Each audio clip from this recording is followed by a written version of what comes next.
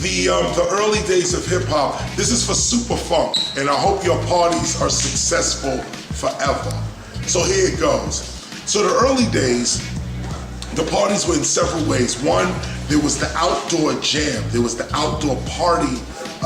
We used to set up turntables, mixer, speaker, amps in playground parks and get the power from the street light outside. We used to go into the bottom of the base of the street light, take off the panel. There was a fuse that you could unplug and the lights would go off, and you put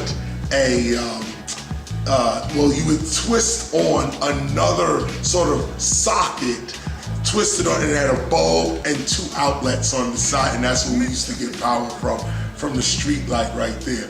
Then of course, there was if you was in the playground park, you could go into the park. The park had like a house that had the power for the whole park in the house. You would hoist up some little kid to climb in through the window, and they would bring the power. Some outlet would be in there, and you would use that.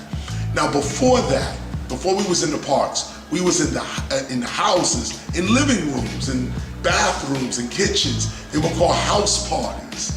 The house party is where it really began because we were throwing parties in the house so we could pay the rent.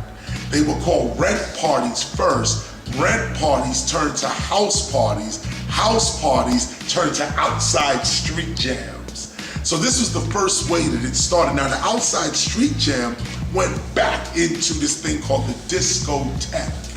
Today we call it the club.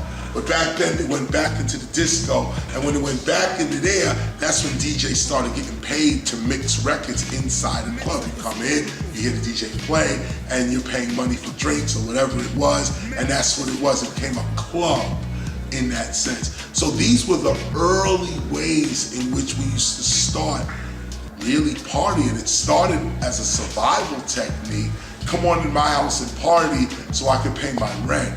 Now, it's as big as Live Nation and tours and everything else you can imagine, but it's probably still about pay my rent.